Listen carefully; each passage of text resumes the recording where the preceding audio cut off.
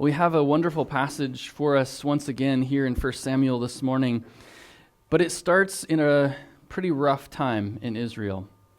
We set the stage again in the time of the judges. It was a time of chaos in Israel, a time when everyone did what was right in their own eyes, and they were oppressed by the enemies from without, as well as things were getting stirred up between the tribes from within, and there was conflict. Remember, at the end of the book of Judges, tribe of Benjamin almost gets completely wiped out. And so it's into this time that this passage is set this morning. And right in the midst of it, we have chapter 2, where we saw the messed up nature of the priesthood, Eli and his sons, Hophni and Phinehas. And if that wasn't bad enough, we find now that the nation of Israel has found themselves in a spot of being helpless. At least in their own strength, they are weak, they are powerless, and they can't do anything about the constant enemy of theirs, the Philistines, who have been oppressing them for the past 20 years. The battle lines are drawn, and into this, we see that the ark is going to get captured, and it will eventually get returned. But in the process, it seems like the place where the ark was being kept at this time in Shiloh, where the tabernacle was located, was probably ransacked. And so the people are left very demoralized. And so let's look at this and see where we're at here in verse 1. We find, though, that it says they were lamenting for the Lord, meaning that they were starting to realize and recognize that something was wrong spiritually and how much they needed the Lord. So let's look at verse 19 this morning. That's where we'll begin. So Samuel grew, and the Lord was with him, and let none of his words fall to the ground. So the Lord was with Samuel. We know through the past couple weeks, we've been looking at Samuel's story, where things all began with Hannah and Elkanah. Hannah's desperate prayers, which was met by the miraculous birth of a child that she never thought she would have. And God was with the child Samuel even in his mother's womb, through his early childhood development years, into his teenage years. And now the Lord is with him as he steps into the national spotlight as God's prophet to the nation of Israel.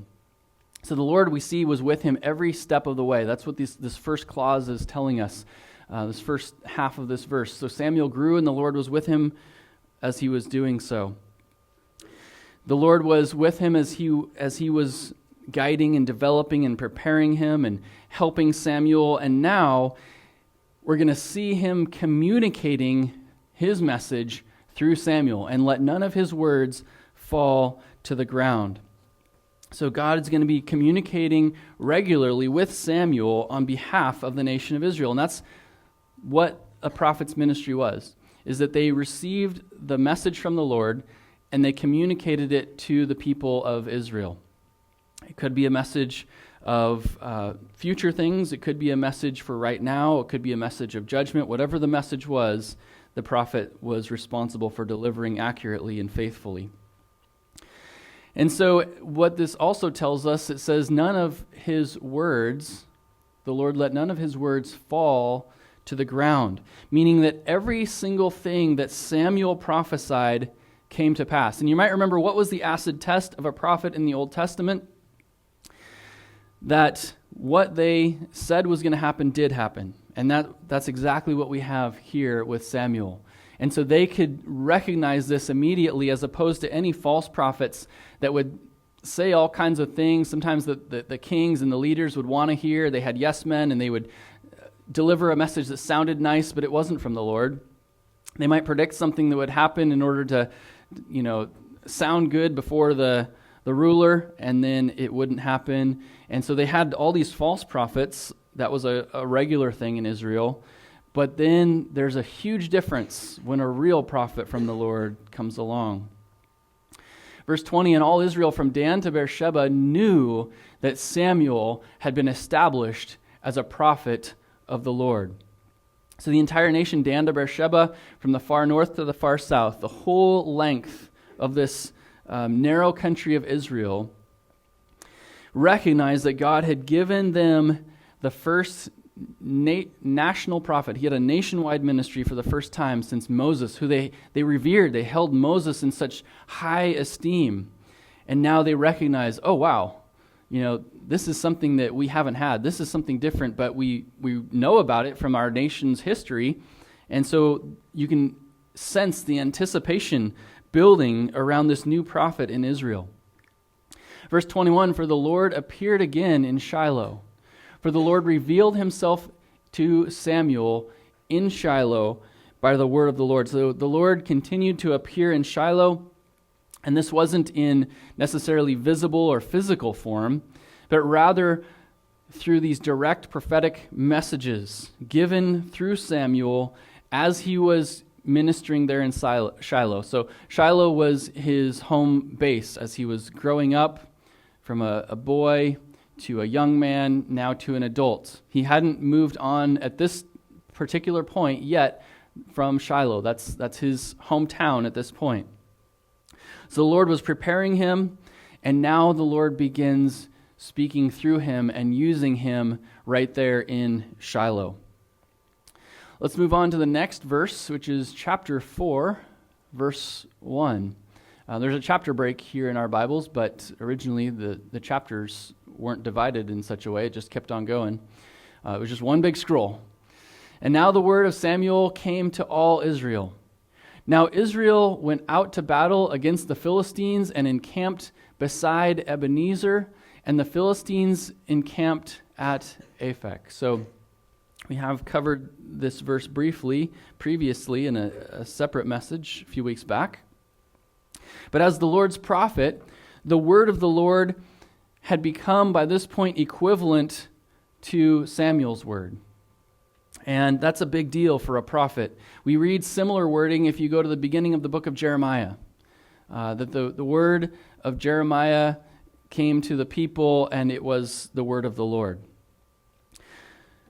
But sadly, what we see after this first clause, and the word of Samuel came to all Israel, but they ignored it.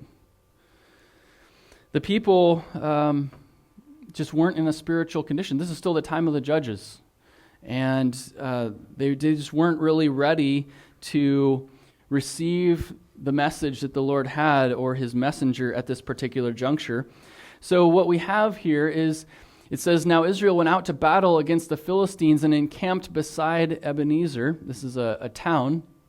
And the Philistines encamped in Aphek. So that would be, there's a river there, the Yarkon River.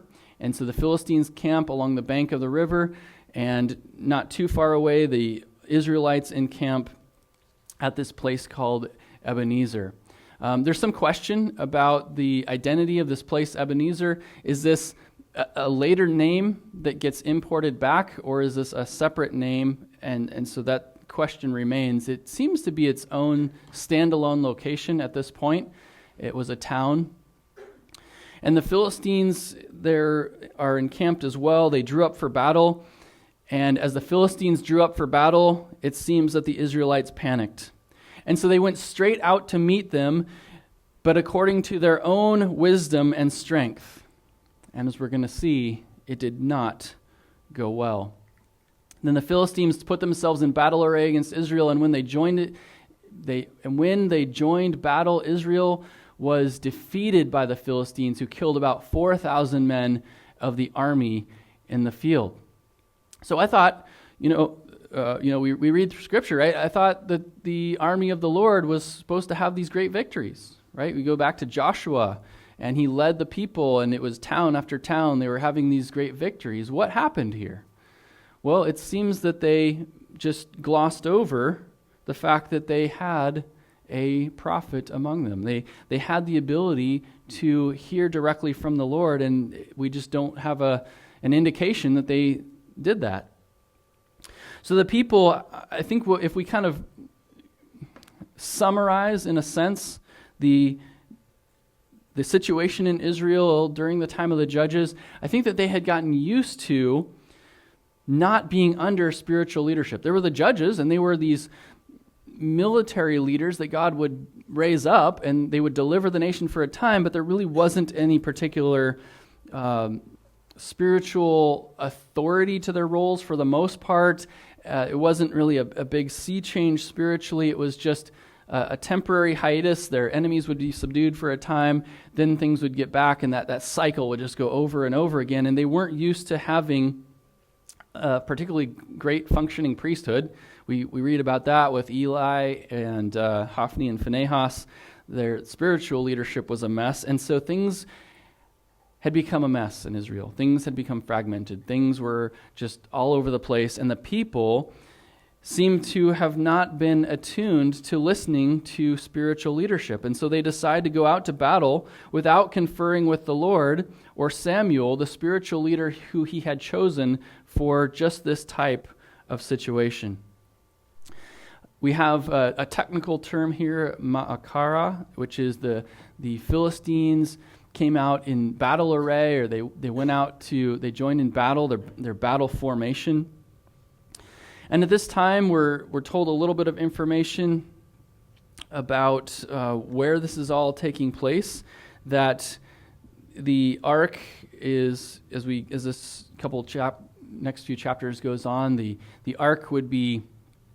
We'll just kind of take a quick gloss over here, chapter 4. But basically, they go out to battle. They lose. Elders of Israel try to scratch their heads. Remember, we were here a few weeks ago. What can we do differently? Well, we'll grab the ark, take it out of the tabernacle, and bring it into battle with us. And so they're thinking back to Jericho and the ark going before the army of Israel, and they're like, that's what we need to do. But they really weren't walking with the Lord, were in tune with Him, and this was more or less a mystical or superstitious type of approach that they took, and it ends in a horrible defeat. So by the end of chapter 4, there's this massive loss. 30,000 troops are lost, and Eli falls over dead. Hophni and Phinehas killed in battle. There's this real just despair that's captured there by the daughter-in-law of Eli, saying the ark, upon hearing that the ark has been taken, she says the glory of Israel has departed, for the ark of God was taken. And so there's this real, just terrible situation in Israel. So the ark gets stolen by in battle, gets captured, taken by the Philistines. It kind of makes its way through Philistia. One of the most entertaining passages in the Bible comes in chapter 5 with the idol Dagon there in his temple, and they put the ark before Dagon, and Dagon falls over. They prop him back up, put the ark back in front of him. He falls down, he's smashed, his feet are broken off, and eventually they start having all these really uncomfortable physical conditions, the boils and such, and so eventually they're like, we got to get this thing out of here. They send it back to Israel, and it ends up in a place called Kiriath Jearim, and it stays there for 20 years before Samuel then is going to depart from Shiloh to begin his nationwide ministry as a prophet. Verse 3, then the men of Kiriath Jearim came and took the ark of the Lord and brought it into the house of Abinadab. Big skip here. 4:2, we're going to skip ahead to chapter 7, verse 1. So here we have, I'm going to turn there as well. And the men of Kiriath Jearim came and took the ark of the Lord, brought it into the house of Abinadab, who had a house on a hill, and consecrated Eleazar, his son, to keep the ark of the Lord. So here in chapter 7, we find that this is where the ark will sit, in Kiriath Jearim, in the house of Abinadab and his family up on a hill for 20 years. And at this point, things have gotten really bad, and they're going to stay this way for about 20 years. And then in verse 3, we're going to start to see things change. So verse 2, so it was that the ark remained in Kiriath Jearim a long time. It was there 20 years, and all the house of Israel lamented after the Lord. This was not ever how things were supposed to be. The ark was supposed to be the center of the society in Israel. It was supposed to be the center of worship. Remember, when they were in the desert, they camped around it, and they would go up to the tabernacle regularly to worship. And here it's just kind of in a random town, in somebody's house. It works, but it's not ideal. The Philistines have won the battle. Their army is in shambles. And so this is a difficult time in Israel. But it says here at the end of verse 2 that all the house of Israel lamented after the Lord. They hit rock bottom spiritually, and they're ready to come back to the Lord. So this is a note of optimism. Finally, at the end of the time of Judges, this is where things are going to start to change for the better. So the people are ready. They're ready for a change. And in verse 3, then Samuel spoke to all the house of Israel, saying, if you return to the Lord with all your hearts, then put away the foreign gods and the Ashtoreths from among you, and prepare your hearts for the Lord and serve him only, and he will deliver you from the hand of the Philistines. So if you think about it like in numerical terms, on the negative side of the ledger, they're told that they need to they need to subtract the foreign gods and idols from their land. And then on the positive side, what they're supposed to add, what they're supposed to do is to redirect their hearts to the Lord, to Jehovah, and to serve him exclusively and only. Now, this is not a new concept. This is something that was right in front of their noses all along. First and second commandments, you shall have no other gods before me. Second commandment, make no idols. So Samuel is getting them back to basics, the very basics. This is, foundational level. If you want to get back with the Lord, he takes them back to step one. And so, this is helpful when we think about idols. And they had household idols. They had idols in temples in Philistia.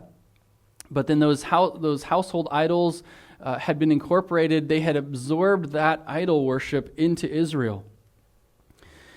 What is an idol? Again, it's basically anything that we serve instead of the Lord.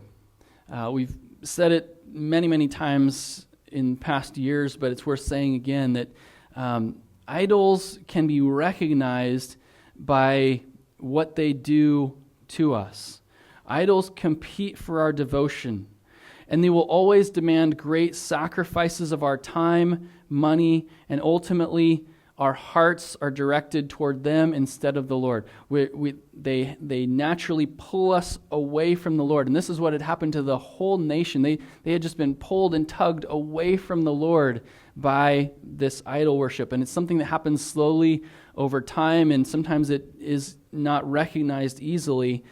The quote I like from Warren Wiersbe, he says, idols in the heart are far more dangerous than idols in the temple. And so our hearts are subject to being pulled astray. There's so many ways in which this can happen. And each of us, we're all subject to it. So, maybe it's something where, I'm drawn after this, and I start putting a lot of attention into it, or it starts to consume my focus. I start to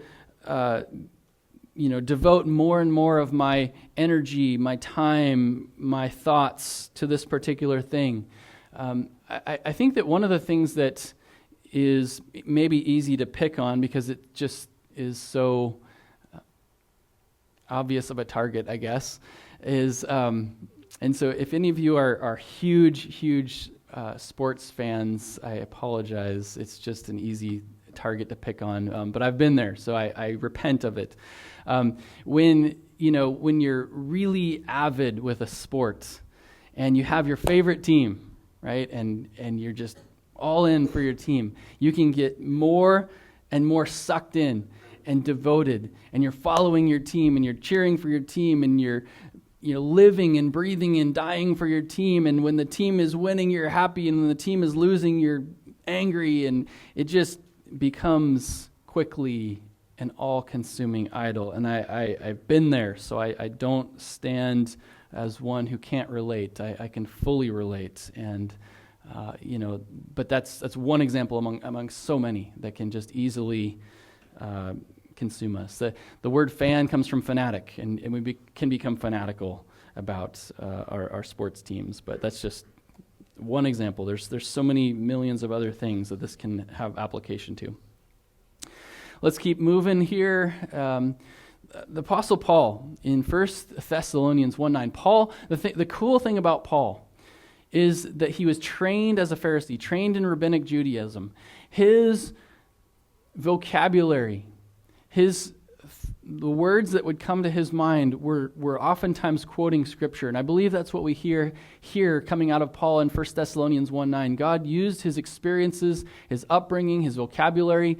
And he says, "For they themselves declare concerning us what manner of entry we had to you, and how you turned to God from idols to serve the living and true God." And I think it's very possible that these words here of 1 Samuel 7 are the ones ringing through Paul's head as he formulates this statement in this particular way. That he's basically got these words from Samuel that he is reciting in a new way of application to the church in Thessalonica. But what we see here in verse 3 that's so encouraging is the response of the people, that he gives them this difficult message, but as chapter 2 told us, they're ready to hear it. So let's look at verse 4.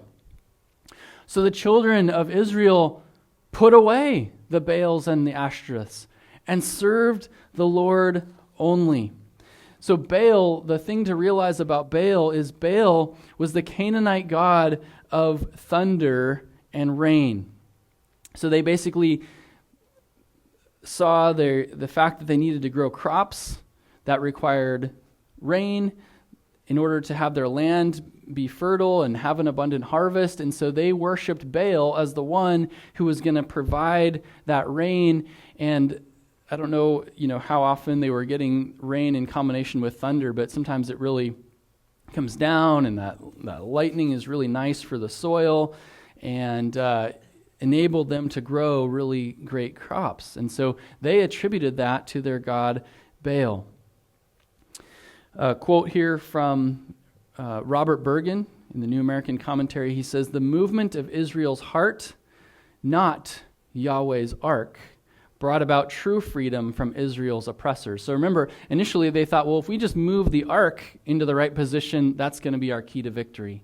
But it wasn't moving the Lord, moving the ark that was going to accomplish that. It was what was taking place internally in their hearts that was so significant. And that's what we finally see here, that the people of Israel are getting back on track. They start by doing what Samuel said, putting away the foreign gods and the idols, and returning to serve the Lord only. And Samuel said, "Gather all Israel to Mizpah, and I will pray to the Lord for you." Now this is very positive. He says, all right, this is the right response. Now is the time to pray and to seek the Lord, and we're going to get things back on track here.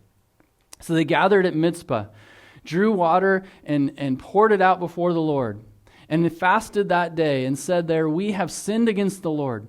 And Samuel judged the children of Israel at Mizpah. So we see a wonderful response from the people of Israel. They poured out water to symbolize the life-giving water that the Lord caused to pour forth for them in the wilderness. And how do we know that? Well, it's kind of a roundabout way, but essentially this act of remembrance, of remembering God's faithfulness, his miraculous work when they were in the wilderness, they're getting themselves back to an earlier time of being right with the Lord spiritually, and this is how they demonstrate it. And we know this from John chapter 7. I don't know if I can flip there really quick, but John 7, 37 through 39, because this act starts here in 1 Samuel 7, and it apparently over time becomes a normal part of the Feast of Tabernacles, that they would engage in this pouring out of water in terms of remembrance of the Lord. And so we see Jesus taking this imagery and building on it. It says, "Now on the last day, the great day of the feast, Jesus stood and cried out, saying, 'If anyone is thirsty, let him come to me and drink. He who believes in me, as the scripture said, from his innermost being will flow rivers of living water.' But he spoke of the Spirit, whom those who believed in him were to receive, for the Spirit was not yet given, because Jesus was not yet glorified." So he takes this imagery that starts here in 1 Samuel 7, verse 6, and that's how we're able to gain a real understanding of what it was specifically that stood out to them about God's provision that caused them to want to pour themselves out in this way, a tangible demonstration of what the Lord had done back in the wilderness.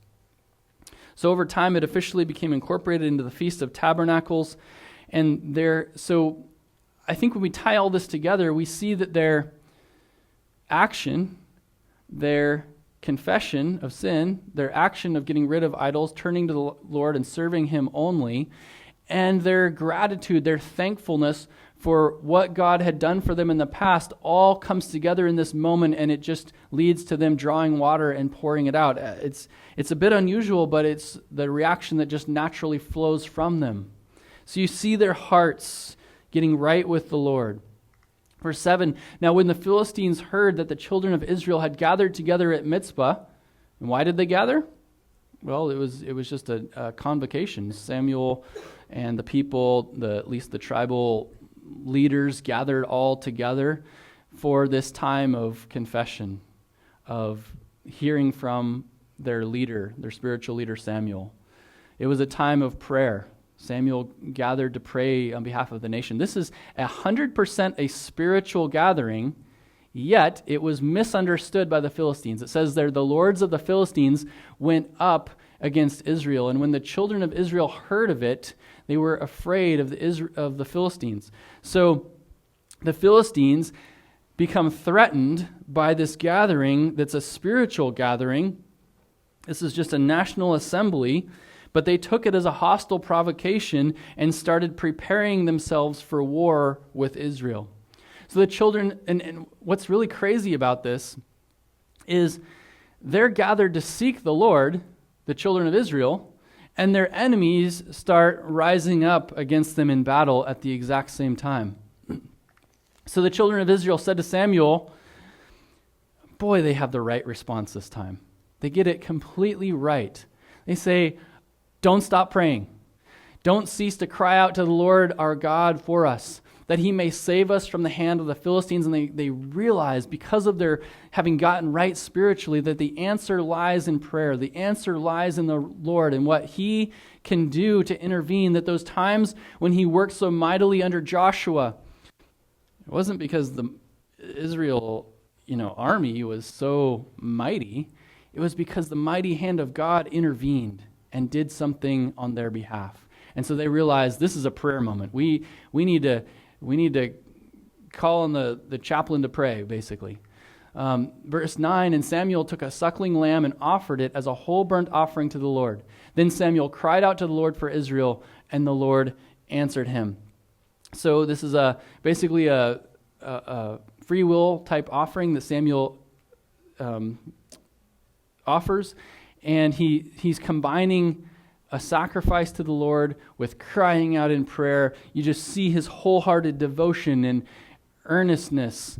And there's a real sense of urgency because the enemy forces are gathering against them. And we know that in the face of this crisis, Samuel was a man of prayer. And even though he was being asked to do this by the people, this was also his natural go-to. He was a man of God. Now, as Samuel, verse 10, was offering up the burnt offering, the Philistines drew near to battle against Israel. So not only did they muster their forces, but now here's Samuel offering up this offering on the altar and pouring himself out in prayer. And as he's doing this, they're drawing up for battle. Weapons in hand, they're advancing. And you think, well, that's not the way it's supposed to happen. Aren't Samuel's prayers the Lord supposed to answer and just sort of, drive them away? They shouldn't be advancing as he's seeking the Lord. There's this great spiritual gathering in Mitzvah, and he's offering the sacrifice and praying, continually to the Lord. But then we see God intervene. We see exactly what he had in mind all along. But the Lord thundered with a loud thunder upon the Philistines that day, and so confused them that they were overcome before Israel. In the Old Testament, thunder was a vivid picture of the Lord's voice described using the image of thunder. And you go to Revelation, you see the same thing, that it is, that's pretty difficult to imagine, but awe-inspiring as well. Think of when you hear thunder, you hear that crackle in the distance, or maybe you hear it really close. And we used to have that more often in the Midwest than out here, but it was loud and it was imposing. And to think of that in terms of the Lord's voice, that's the image, that's the association that we have in the Old Testament. We see that in Psalm 29, verse 3. And so God is about to use something in nature to accomplish something supernatural and powerful. So the Lord uses the weather. Thunder comes upon the Philistines that day. He caused the Philistines' battle strategy and tactics to completely break down. We know from other passages that they had a certain tactical advantage. Well, they had several tactical advantages. One was they had weaponry. They had nice weaponry, which the Israelites were barred from having. They had been disarmed essentially by the Philistines, and so they only had farm tools, which then they could go to a blacksmith and they could have him sharpen them, and then at least they had something they could bring into battle. But the Philistines had full on swords and shields and spears, and they were ready to go. They were fully armed. The Philistines also had iron basically what we'd call today up armored chariots. They were iron plated chariots, so arrows weren't going to go through them, swords weren't going to slice them up, but that also made them heavier. So when you have thunder, you have rain. And so this would not be good for chariots. This would not be good for those marching under heavy weaponry. And so their best strategy becomes their greatest weakness. And God uses it to cause total chaos, confusion, and fear. And it doesn't go well here for the Philistines. So an application point here for us, let's see, we'll get to verse 11 first. And the men of Israel went out of Mizpah and pursued the Philistines and drove them back as far as Beit Kar.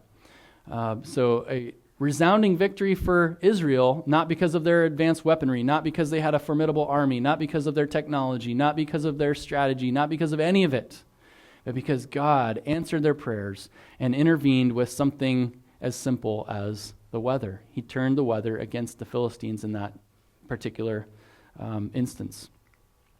So for us, we can expect God's help to show up in this manner, in unexpected ways, because he is never not in control, and the resources at his disposal are unlimited, even the weather. His will for us is that we remain prayerful and attentive, anticipating that he can and will intervene according to his perfect will, perfect plan, and perfect timing. And our responsibility there right here is that we remain prayerful. That's what we see making all the difference here in chapter 7. They got it wrong in chapter 4, and it turned into a disaster, but because of their heart change, their obedience, their seeking the Lord, and their prayer, everything is dramatically different this time around. They don't go for the perspective of superstition. Now they go with the perspective of sincerity, seeking the Lord. Let's move on here to verse 12. So in all of this, God's answer is decisive. And so what's the response of Samuel, their spiritual leader? Verse 12, then Samuel took a stone and set it up between Mizpah and Shen and called its name Ebenezer, saying, thus far the Lord has helped us. Now, in the song, Come Thou Fount of Every Blessing, there's this line in the song that says, here I raise my Ebenezer. It comes directly from this verse. And in some of the hymnals, by the time I know like the 90s were coming around, that phrase was so strange to people. People didn't know where in the Bible that reference was, and it was just kind of awkward. And so they started changing it. They started just updating the lyrics. But a friend of mine, I'll get off a little bit of a track here just briefly. A friend of mine, his name is Jaden Lavick. We went to high school together. I use friend loosely because we haven't had much contact through the years, a little bit. But he's now a worship leader at a church in California, and he's a recording artist. And so he recorded a version of Come Thou Fount that we sing here in this church, where he deliberately left in that lyric, here I raise mine Ebenezer. He's not the only one to leave that in or put it back in, but anyways, just a little connection here. But for us, probably the main connection we have with Ebenezer is Ebenezer Scrooge. It comes as a negative when it comes to Christmas time. So anyways, back on track here to this passage, verse 12. So he takes this stone and he calls it Ebenezer, saying, thus far the Lord has helped us. And the word Ebenezer means stone of help. And we have some scriptural references for these concepts that Samuel draws on. Genesis 49, these prophecies being given to the 12 sons of Jacob. Well, 2 of them were grandsons, Ephraim and Manasseh.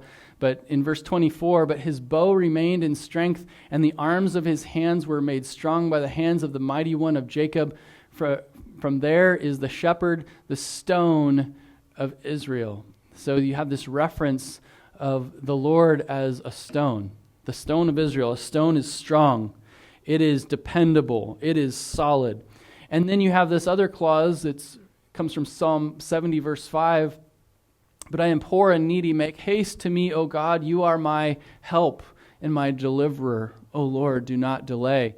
So two attributes of God are the fact that he is solid, he is dependable, he is strong, he is a stone, and secondly, that he helps, and he can be called on for help. And so Samuel takes these images, and he combines them in this name, Ebenezer.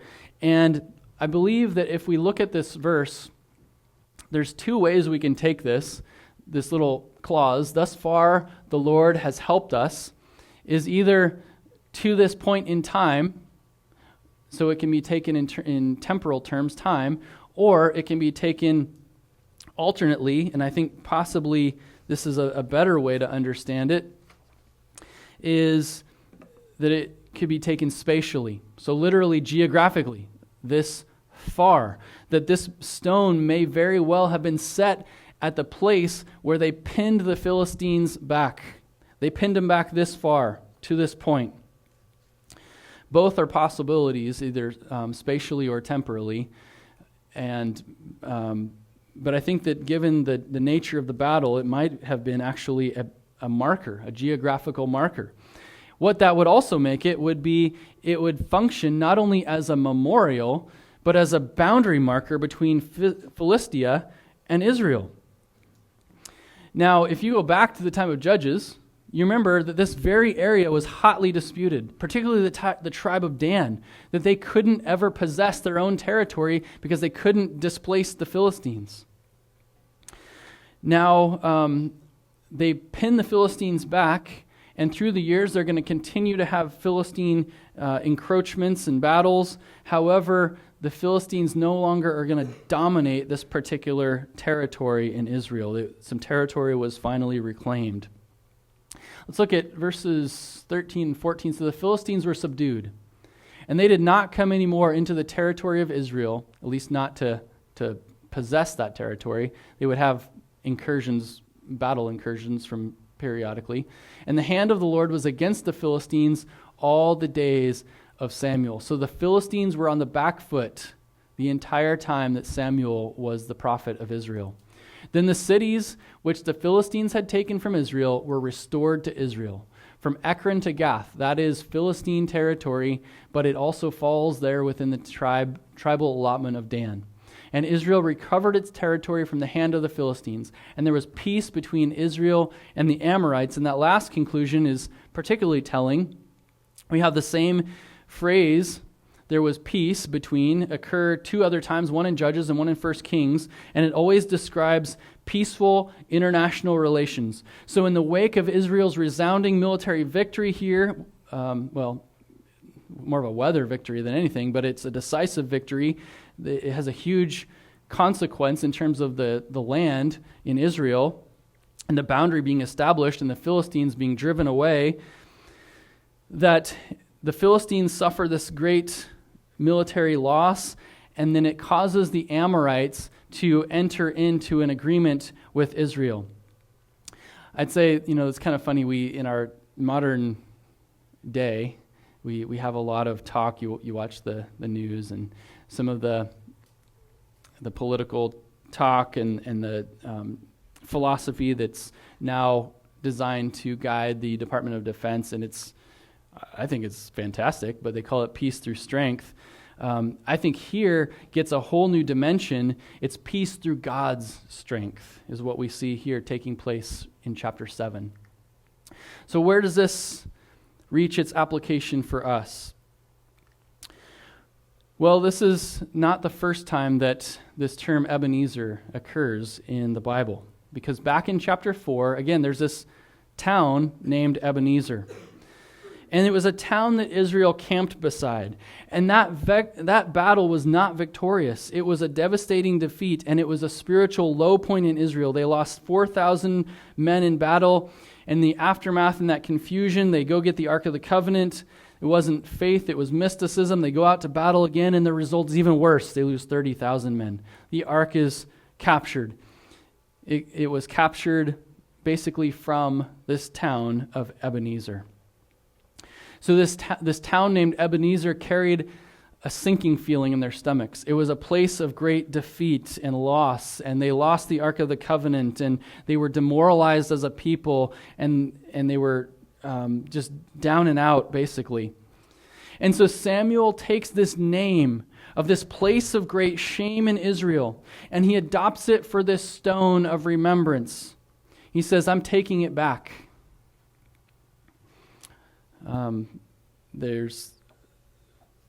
don't know if it's worth mentioning, but there is something to that of taking a name back. I remember back in the 80s, the band U2, they had a song, Helter Skelter, and they said, we stole this song from the Beatles, and basically they, built it based on the Charles Manson incident. And they said, Helter Skelter, we're taking this back. We're going to take it from a negative to a positive. And that's what Samuel's doing here. He's taking this name Ebenezer and all of that's associated with it. Its loss, its shame, its defeat. And now applying it to the greatest thing God has done in his lifetime, and one of the greatest things in Israel's history. When they sought the Lord, the nation got right spiritually, they sought the Lord, and he intervened in a powerful, wonderful way. And that's what God does. He can turn tragedy into triumph, and it comes through God's strength and his help. So here's what the Lord does. He specializes in the redemption. He can take our failures, frustrations, defeats, and regrets and transform them into a lasting memorial to his strength, his help, and his grace. He does his greatest work through our weakness and sorrow. His will is that we prayerfully seek him, his restoration and redemption. The stone of help represents the past, present, and future. In the past sense, as a memorial to God's victory in the past, he gave them a great victory there over the Philistines. It also serves as a milestone, marking a turning point. This was something they could look at that marked a huge spiritual shift in the nation's history. And also in future terms, because there's more to come in the future, because God is faithful and he redeems all things. That is something that he does and he will do on an ongoing basis and into the future, and we can claim that that's who he is and that's what he does. And there's such a powerful message there for us to take away. That God doesn't just, the things that most frustrate us and demoralize us, just like Ebenezer, that was the place of their great loss in battle. That God can take those very things and he can turn a negative into a positive. He can redeem, he can remake, he can transform. He's the God who redeems. So if you don't take anything else from today's message, hopefully you remember this weird word Ebenezer. And that it was the stone of help. It recognized God's help, but it also was this great turning point, turning their national tragedy into a national triumph. Ebenezer went from being a place of despair to a marker of redemption and hope.